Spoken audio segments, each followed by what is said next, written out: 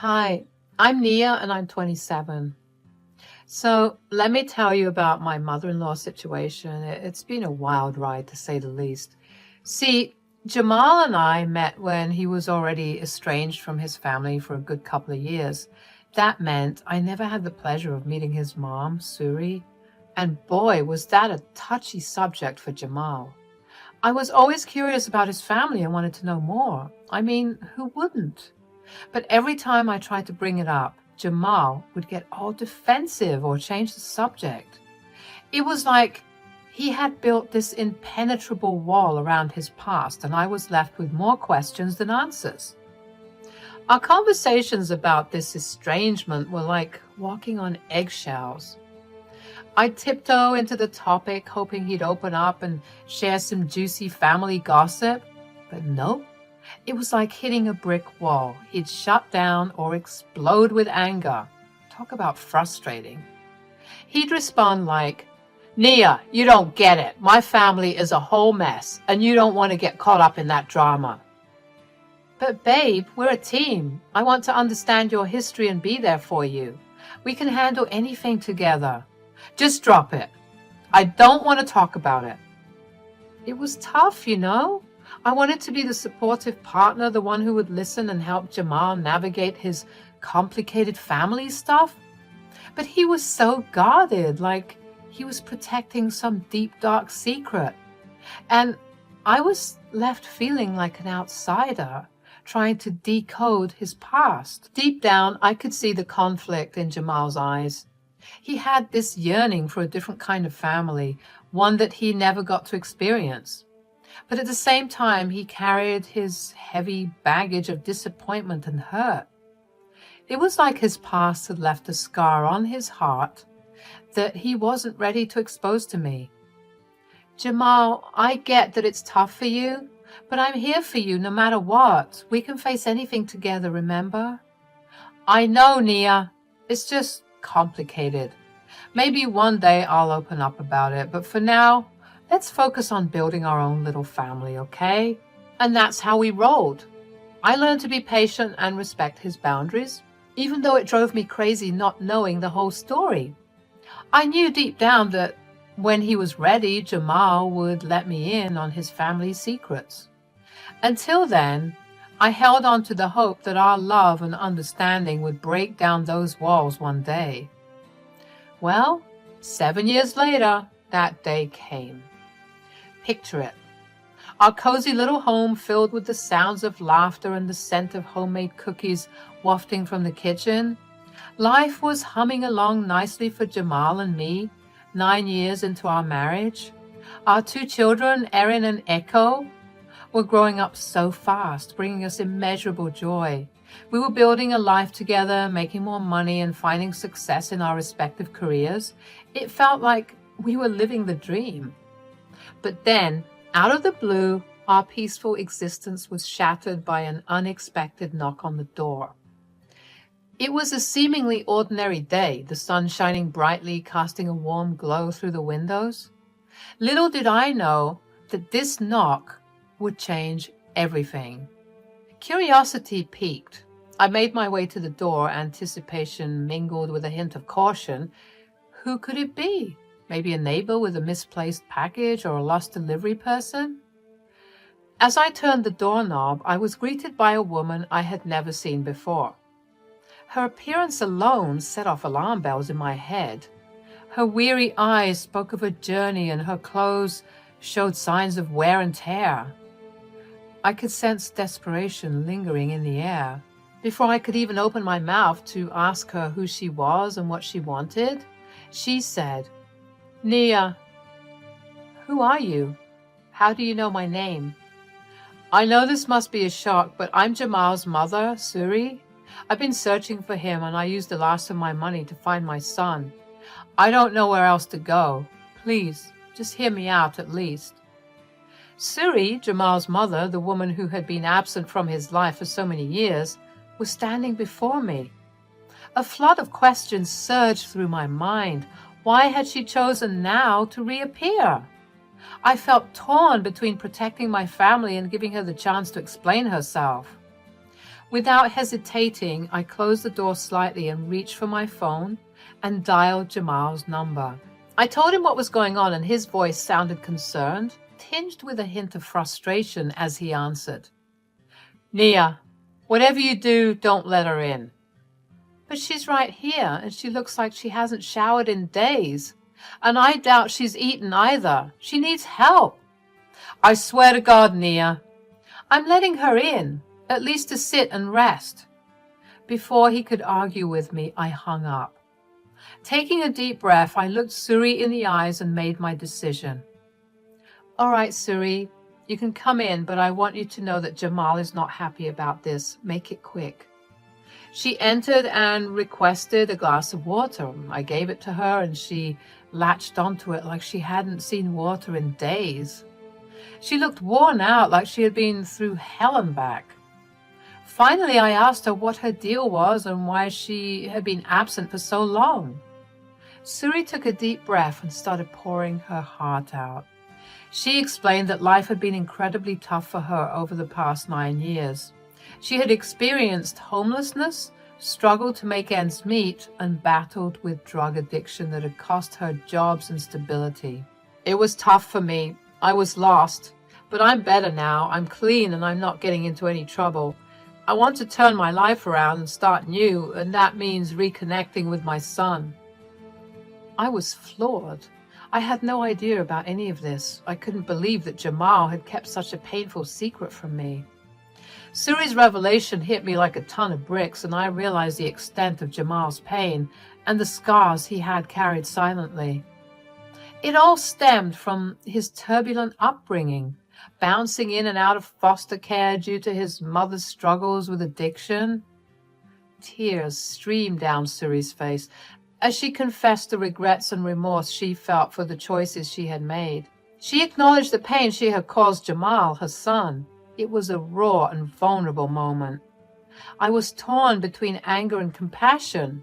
The anger bubbled up inside me, thinking of the hurt Suri had inflicted upon my husband. But at the same time, I couldn't ignore the genuine remorse in her eyes. She seemed sincere in her desire to make amends and start fresh.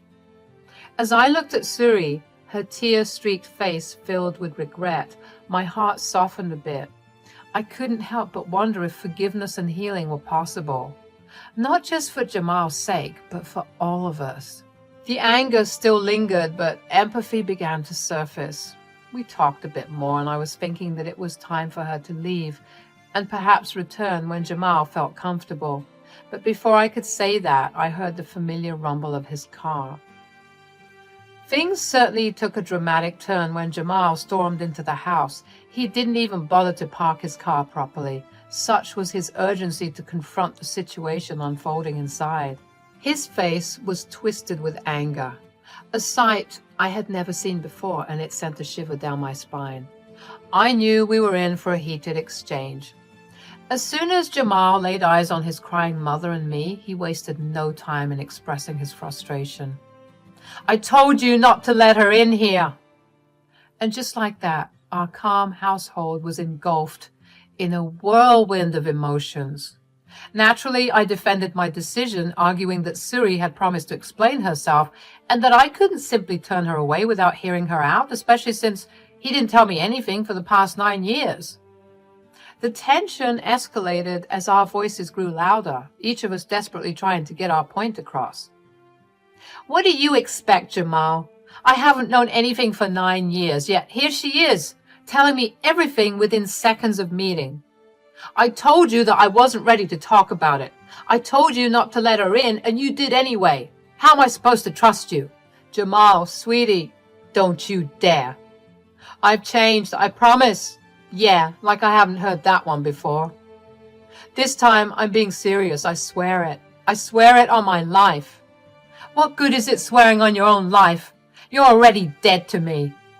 Jamal! Stay out of this, Nia. But then, to my utter surprise, Suri's demeanor took a sudden shift.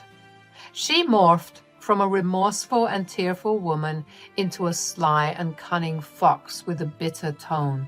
She said, Baby, You know that I love you. I gave birth to you for Christ's sake. I at least deserve a little respect. I couldn't understand how Suri could switch so drastically from remorse to cockiness. But what surprised me even more is what she said next. Jamal, I demand that you divorce this woman and kick her out of your house. Both Jamal and I were confused. It felt like a slap in the face, leaving me stunned and hurt. I looked at her, searching for answers. What the hell are you talking about? Shut up. I'm not talking to you. And then, with a manipulative glimmer in her eye, Suri began to twist the situation to her advantage. She turned on the charm, trying to win Jamal over with fond memories of their past and the promise of a happy family. Jamal, do you remember late evenings with Aunt Claire? How we'd sit on the porch drinking lemonade in the summer? Yeah, I remember. But that only happened because you were out of drugs. Otherwise, you'd never hang out with me. That's all in the past now, sweetie. I promise you I've changed. I'm doing better. We can go back to these memories, all the happy ones. I wasn't falling for any of this baloney, but when I looked over at Jamal, there were tears in his eyes. Her words were like a siren's song, enticing Jamal into her embrace. As I watched my husband falter, his tears streaming down his face, I couldn't help but acknowledge that this was how toxic their relationship was. She had a hold on him, and she was using it to her advantage. My heart sank as Suri continued to push her agenda, urging Jamal to divorce me so they could rebuild their lives together. I couldn't believe what I was hearing. How could she ask him to just throw our marriage away like it's no big deal? I mustered up the courage to respond, my voice tinged with hurt and disbelief. Suri, seriously? These accusations are ridiculous. I would never stand in the way of a mother trying to reconnect with her son. But telling Jamal to divorce me is not the answer. We can figure out a way to make things work without tearing apart what Jamal and I have built together. What is your problem with me? But Suri wasn't giving up. She kept insisting, her voice getting more determined. Jamal, you have to do as Mommy says. She's just trying to protect you and bring our family back together. Nia is just standing in the way, making things complicated. Don't you want to go back to how it was when things were good between us? I felt my heart break as Jamal's resolve started to waver. He turned to me, his voice trembling, and said, I think maybe we should get a divorce. I couldn't believe what I was hearing. It felt like a punch to the gut, a betrayal I never saw coming. In the heat of the moment, frustration and hurt poured out of me. I raised my voice, desperately trying to make him see reason. How can you let her control you like this? Just a little while ago, she was begging and crying, and now she's acting all cold and dismissive towards me? If you let her back into your life, she'll mess with your emotions all over again. Can't you see that? Jamal met my gaze, his expression a mix of defiance and confusion. He shot back, defending his decision. You don't get it, Nia. Our bond is different. There's something between us that you'll never understand. I need to give my mother another chance, and you're making that impossible. Jamal, you were right, okay? I never should have let her into the house. I just wanted to hear her out. I didn't know that she was like this, but now I see what you mean about her. She has to leave if she's going to act like this. You see, she's already trying to separate us. Kick her out already. Nia, you need to go. I'll send over the divorce papers when they're ready. But you can't be here, okay? Are you being serious right now? Super serious. Tears welled up in my eyes as I realized that the man I loved, the man I had built a life with, was slipping away. The pain of his words cut deep, leaving me feeling helpless and betrayed. A month after filing for divorce, just chilling in my hotel room, when suddenly I heard a knock on my door. I cautiously approached the door, wondering if I should open it. But curiosity got the better of me, and I swung it open. And guess who was standing there? Suri, looked like a hot mess. I mean, she was all disheveled, eyes wide with panic, and she was practically shaking. Before I could even get a word out, Suri blurted out, "You need to come back. He's crazy." "Suri, what's going on?" "I made a mistake. I never should have done what I did to you." "You think?" "Please help me. What's going on?" She went on to explain that he was losing it, breaking things, and acting like a total lunatic. "Just this morning he held a knife to my neck. He must have been having a breakdown or something because he snapped out of it and apologized casually, like he didn't threaten my life. I came here right afterward. I haven't been sleeping because I was fearing for my life." "What the heck happened to him? He was fine a month ago. I mean, last time I checked, he wasn't on any drugs or anything. So what gives?" Suri started sobbing, telling me she had no clue what was going on.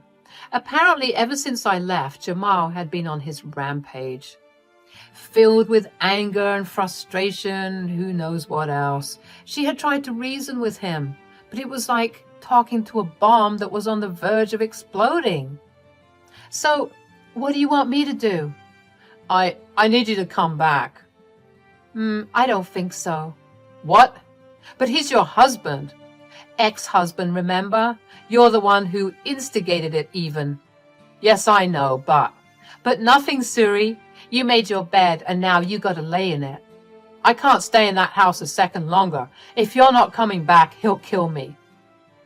Suri looked like a wreck. She looked much worse than the first time I saw her. Wait, hold up. Plot twist alert. Brace yourselves, because what I'm about to reveal might just blow your mind. You see, as I stood there listening to Suri's plea for help, a mischievous grin slowly spread across my face. Why, you ask? Well, it turns out that Jamal and I had planned this whole thing together. Yep, you heard that right. You see, when Jamal said he was super serious about divorcing me, I knew right then and there that something fishy was going on. Super serious was our little inside joke, a phrase we used when we were planning something sneaky or surprising. It was our secret code. So let's rewind a bit. On the day that Suri came over and demanded that Jamal divorce me, I decided to play along. I left the house acting all upset and hurt and checked into a hotel room. Little did Suri know Jamal was in on the plan too. A few hours later, Jamal joined me at the hotel, and that's when he spilled the beans. He revealed that he had been plotting to mess with the person who had been emotionally abusive to him all these years. And who better to help him than his partner in crime, yours truly. We concocted this plan to fake our divorce, with me staying in the hotel while Jamal played the dutiful son putting on a show for Suri. It was a way for us to turn the tables and teach her a lesson. After all, they say revenge is a dish best served cold. But let me tell you, it wasn't all smooth sailing. We had to keep up the act, even when things got tough. There were moments when I wanted to spill the beans and reveal our grand plan, but we had to stay strong. We knew that in the end it would all be worth it. And boy, was it worth it. We watched from the sidelines as Suri fell into our trap, believing that she had won. Little did she know she was playing right into our hands. It was a thrill to see her reactions, to witness her confusion and frustration. Now, I know what you're thinking. Was it a bit manipulative? Maybe. But sometimes you have to fight fire with fire, and trust me, Suri had it coming. She had caused so much pain and turmoil in our lives, and it was time for her to face the consequences. So there we were, playing our roles to perfection. Jamal, the devoted son, and me, the heartbroken wife. It was a masterclass in deception, and we were the star performers. As we continued with our little charade, we couldn't help but feel a sense of satisfaction. We were finally taking control of our own narrative, reclaiming our power and standing up against the one who had tormented us for too long. But let me tell you, dear audience, this story is far from over. The twists and turns are far from finished. So buckle up, because there's more drama, more surprises, and more lessons to be learned. And believe me, you won't want to miss a single moment of it. So if you can't go home, what are you going to do? I guess I have to return to my homeless lifestyle. This is exactly what I didn't want to happen. Is there any way I can live with you? Go to hell, Suri. You're an awful person, and I'm glad that Jamal gave you a taste of your own medicine. I'm glad that he tormented you. Serves you right for all those years of abuse and neglect.